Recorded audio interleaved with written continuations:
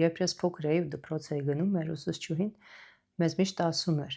տնային աշխատանքները սկզբից սևագրեք, հետո մաքրագրեք։ Ձեզ ասել են նման բան։ Եվ ես բնականաբար լսում էի ու նստում էի գրելու, սկզբից սևագրում էի, հետո մաքրագրում։ Տարիներ անց, այս վերջերս, ծովափով քայլելիս ես ինձ մի հարցի շուրջ այսպես բռնացրեցի։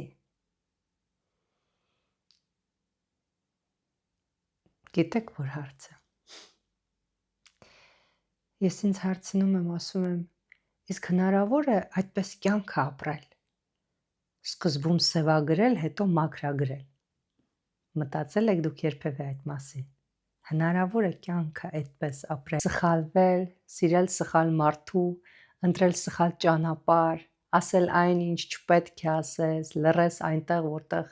պիտի բղավեիր եւ հետո մաքրագրես։ Այո։ Սկսես հասկանալ, ներես ինքդ քեզ,